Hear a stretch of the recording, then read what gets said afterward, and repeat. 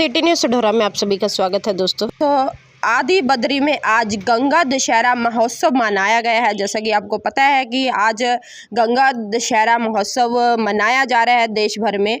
आदि बद्री में तीर्थ स्थल में आज रविवार को एक भव्य कार्यक्रम का यहाँ पर आयोजन किया जा रहा है, जिसमें देश भर से साधु संतों ने यहाँ पर भाग लिया है। कार्यक्रम में आदि बद्री के ब्रह्मचारी विनय स्वरूप जी को दंडी स्वामी की दीक्षा देकर विनय आश्रम नाम दिया गया है। महंत आदि बद्री श्री विमल देव जी आश्रम विशेष रूप से बनारस से यहाँ पर पहुँचे हैं और उन्होंने बताया कि यहाँ पर विनय आश्रम जी को दंड धारण करवाया गया है। इस मौके पर बतौर मुख्य अतिथि महाराज जितेंद्र नंद सरस्वती जी वाराणसी से पहुँचे हैं। ब्रह्मचारी विनय स्वरूप जी को दंड धारण करवाने के बाद महंत विमल देव जी महाराज मठ मछली मंदिर काशी ने कहा कि अब विनय आश्रम जी महाराज सनातन धर्म के प्रचार प्रसार में पहले से भी अधिक तेजी से जुटेंगे। उन्होंने बताया कि दंडी स्वामी बनने की प्रक्रिया बहुत ही कठिन है और दंडी स्वामी बनने के बाद भी कड़े नियमों का पालन करना पड़ता है, इसीलिए समाज में दंडी स्वामियों की संख्या कम होती जा रही है। तो बने रहें आप हमारे साथ इस वीडियो में। मेरी आप सभी से अपील रहेगी कि वीडियो को शेयर जरूर करें दोस्तों। तो आप देख सकते हो भव्य यहाँ पर भंडारे का भी आयोजन किया गया है। तो चलिए बातचीत करते हैं। भारत माता की वंदे मातरम, जय श्री राम, जय श्री राम। और इसके बारे में थोड़ी सी जानकारी दें विस्तार। दंडी स्वामी बनाने से पूर्व व्यक्ति का परीक्षण हुआ करता है। साल भर रखते हैं अपने आश्रम में लोग, 6 महीना रखते हैं। इसमें उनकी जानकारी हो जाती है कैसे व्यक्ति हैं। जानकारी के बाद वो ब्राह्मण को ही दंड दीक्षा दी जाती है। दंडी सन्यासी बनाया जाता है, सिर्फ ब्राह्मणों का ही अधिकार है और उसमें संस्कार हुआ करते हैं। हमारे आचार्य जी काशी से आए हुए हैं, इन्होंने कई लोगों को संन्यास दिलाया है। तो उसके विधि विधान बड़े नियम होते हैं, 3 दिन तो लग जाते हैं इसमें पूजन पाठ में। और गायत्री जप का विधान बहुत जरूरी हुआ करता है इसमें जी। क्योंकि दंडी सन्यासी बनने के बाद गायत्री मंत्र का अधिकार खत्म हो जाता है उस व्यक्ति का, इसलिए गायत्री पर ज़्यादा ध्यान देते हैं लोग। गायत्री मंत्र का जप करवाते हैं, उपवास करवाते हैं। उसके बाद आखिरी दिन पिंडदान होने के बाद विरजा हवन होता है। विरजा हवन के बाद तब दंड दी जाती है, उनको शिखा सूत्र से परित्याग किया जाता है जी। तब वो दंडी सन्यासी बनते हैं जी। पहले हो जाए तो भी तभी भी के बाद परित्याग करना होता है। और क्या क्या नियम है उसके? दंड धारण करने के बाद कोई नियम तो ये तो बता रहा हूँ जी। हाँ, उसके बाद अपने सनातन धर्म का प्रचार प्रसार करें। हाँ, कि कोई भिक्षा प्रसाद एक जगह जाकर ले रहा है जी, दिन भर में कहीं जाकर किसी के यहाँ जाकर जाते भी हैं, मजबूरी बस फंस भी गए कि आज भूख लगी है तो किसी के यहाँ भिक्षा ले सकते हैं, वो भी ब्राह्मण परिवार में। स्वामी जी, आज ब्रह्मचारी विनय स्वरूप जी को दंडी स्वामी की दीक्षा दी गई है, क्या कुछ कहना चाहोगे आप? शंकरम शंकराचार्यम केशवम बादरायणम सुत भास्कृतो वंदे भगवंतो पुनः पुनः। आदि गुरु शंकराचार्य ने समस्त भारतवर्ष में विश्व में 10 नाम संतों का स्थापना किया था। इसे दंडी स्वामी 3 बनाए जाते हैं। गिरी, पुरी, भारती, अरण्य, पर्वत, सागर, तीर्थ, सरस्वती आश्रम।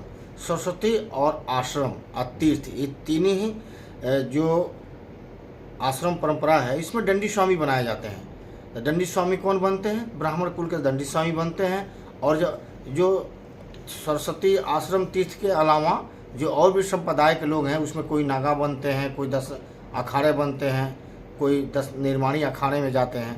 तो ये और वर्णों के अनुसार अखाड़े बांटे गए हैं। 10 नामी अखाड़ों को बांटा गया अलग अलग क्षेत्रों के लिए, अलग अलग चारों वर्णों के लिए।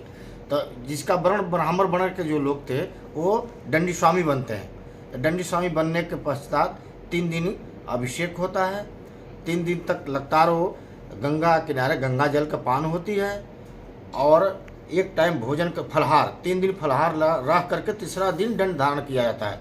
दंड धारयति नारायण, वो स्वयं नारायण स्वरूप हो जाता है। जो उनको दंड दिया जाता है उसमें वो ब्रह्म दंड है, वो क्या है, साक्षात वो नारायण है। तो दंड ही उनके जीवन के सारे चीज, दंड के ही क्रियाओं, दंड लेकर के सोना, दंड लेकर के जगना, दंड से तर्पण करना, दंड को नहवाना और गुरु मंत्र का जाप करना, ये दंडी स्वामियों का कर्म होता है। दंडी स्वामी जहाँ तक गौ की आवाज़ें जाती हैं वहाँ तक दंडी स्वामी जा सकता है। सूरज छिपने के बाद, सूरज छिपने से पहले वो एक टाइम भोजन कर सकता है। वो भी भोजन जो ऐसा भोजन करेगा जो अजीर्ण भोजन न हो, अजीर्ण भोजन नहीं, वो कर पे लेकर के, यानी हाथ पर भिक्षा मांग करके हाथ पे ही खा लेगा, उनका थाली हाथ ही रहेगा। दंडी स्वामी का ये नियम शास्त्रों में बनाया गया है।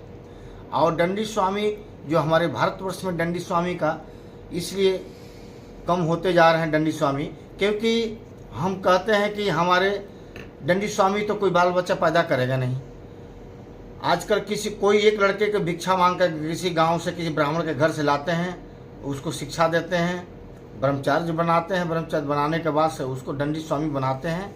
इसलिए दंडी स्वामी हमारे भारतवर्ष में कम है, क्योंकि लोगों के पास दो लड़के हो आजकल, एक लड़का एक लड़की, कोई लड़का का IAS बना रहा है, कोई PCS बना रहा है, लड़की को शादी कर दे रहा है। इसलिए दंडी स्वामी के हमारे जो संख्या है भारतवर्ष में कम है, क्योंकि दंड धारण करने का नियम बहुत कठोर है कि स्वच्छ वो स्वयं में ही नारायण हो जाते हैं दंडी स्वामी। यही हमारे भारतवर्ष की परंपराएं हैं। स्वामी जी, दंडी स्वामी की क्या महानता रहती है संसार में? महानता यही है कि दंडी स्वामी जो है दंड धारण करने के बाद से वो सनातन का प्रचार करते हैं। जैसे हमारे आदि गुरु शंकराचार्य ने दंड लेने के बाद से दिग्विजय यात्रा निकाली थी, जो पूरे समस्त विश्व में अपने सनातन धर्म के परचम लहराया था। उन्होंने शस्त्रार्थ किया था। दंडी स्वामी योग्य होते हैं, विद्वान होते हैं, शस्त्रार्थ महारथी होते हैं, जो शास्त्र के अनुसार और शब्दों के अनुसार पब्लिक को सत्य मार्ग बताते हैं। धन्यवाद। ये क्या कार्यक्रम था, इसके बारे में जरा विस्तार से बताएं। आज आदि गुरु शंकराचार्य की एक परंपरा, जो दंड संन्यास परंपरा है, जो हमारे हाथों में आपको दिख रहा है, इस परंपरा का मेरे को संस्कार किया गया है इसी से। तो आज तक आदि बद्री में 25 सालों तक ब्रह्मचारी बन करके एक सेवक, ब्रह्मचारी का मतलब होता है कि सेवक, समाज के सभी वर्गों का सही संतुलन बनाए रखना अपनी सेवा से, यह कार्य ब्रह्मचारी का होता है जी। तो वह ब्रह्मचर्य का कार्य मैंने 25 सालों तक यहाँ पर पूरा किया। तत्पश्चात आदि गुरु शंकराचार्य की परंपरा अनुसार हम ब्रह्मचर्य का महावाक्य दिया था, अहम ब्रह्मास्मि। यह जो महावाक्य दिया था, उस महावाक्य पर हमने अपने ब्रह्मचर्य का 25 सालों का पालन किया। आज 25 सालों के तपस्या, त्याग, बलिदान और सामाजिक सेवा को देखते हुए हमारे गुरु महाराज ने स्वयं हमें दंड धारण करवाया है, यानी कि यह धर्म दंड है। यह सनातन का धर्म दंड है, जो सनातन की रक्षा के लिए एक सन्यासी के कंधे पर डाला जाता है। भारतवर्ष में नाना प्रकार के साधु हैं, लेकिन सभी के कंधे पर ये धर्म ध्वज नहीं मिलेगा।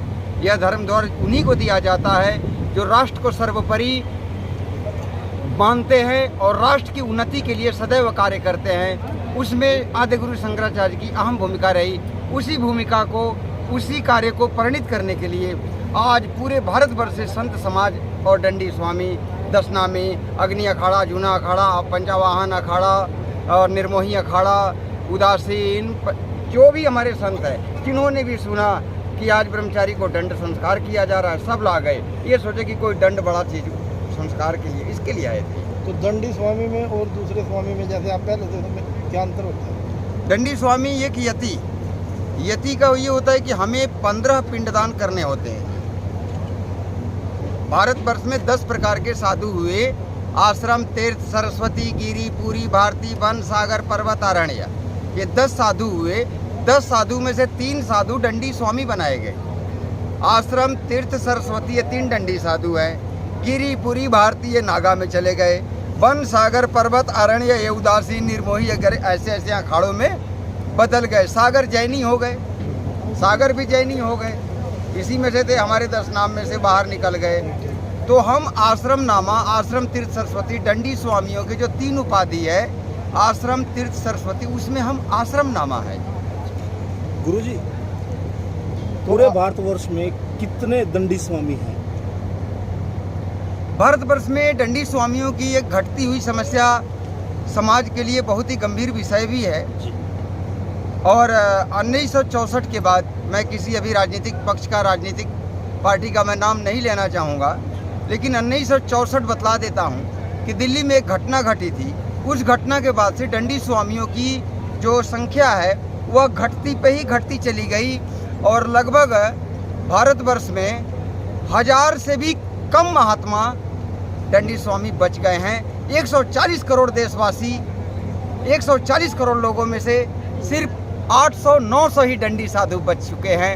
यह लुप्त होती परंपरा आज पुनः आदि बद्री से स्वामी विमल देव आश्रम जी ने जागृत करने का प्रयास किया। इसके लिए संस्कार दंडी स्वामी को किसने करवाया?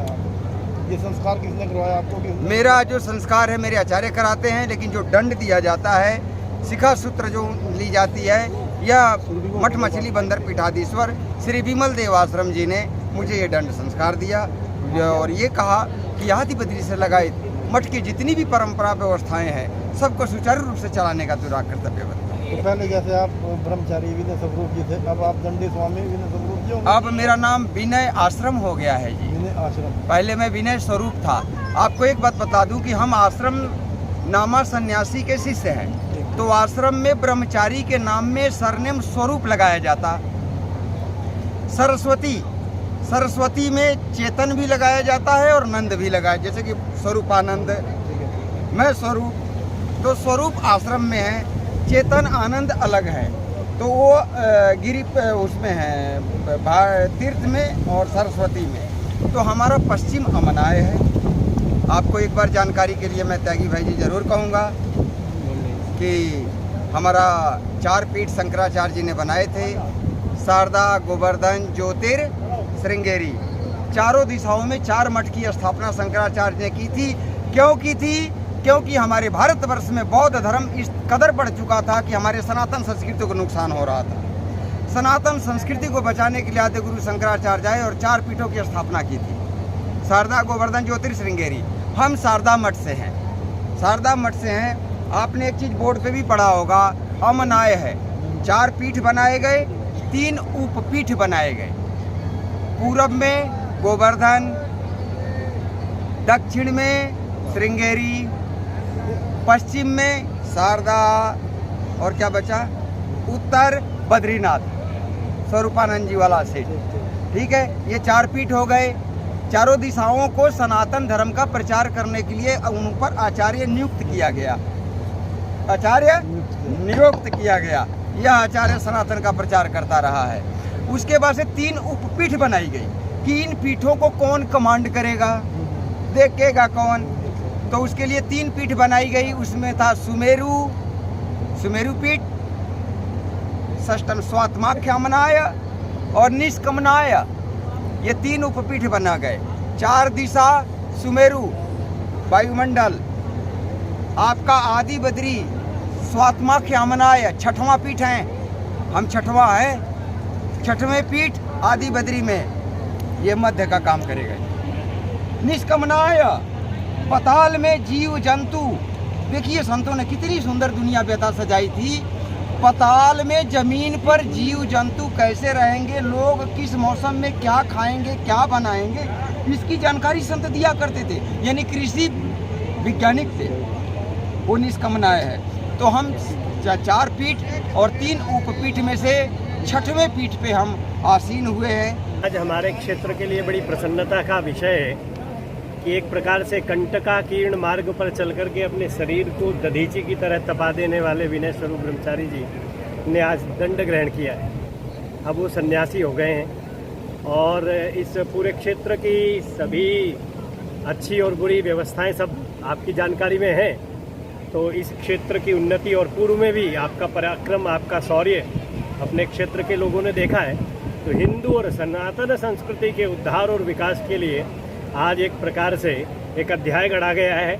और हमें विश्वास है कि जिस प्रकार से भक्ति आंदोलन में संतों ने संघर्ष करके भारत की अस्मिता, संस्कार और सभ्यता की रक्षा की, हमें विश्वास है। और चूंकि अब एक पद मिल गया है और जब किसी को पद मिल जाता है तो कार्य तो अपने आप ठीक हो जाते हैं। संभवतः हम ये सोचते रहते हैं कि भाई ये पद किसको दें।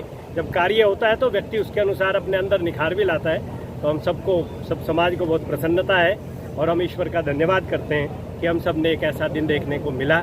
और मैं पुनः महाराज श्री जी को दंडवत करते हुए बहुत बहुत शुभकामनाएं देता हूं और सनातन की ध्वजा को यहाँ फहराएंगे हर प्रतिकूल परिस्थिति में, क्योंकि वातावरण ठीक नहीं है यहाँ का।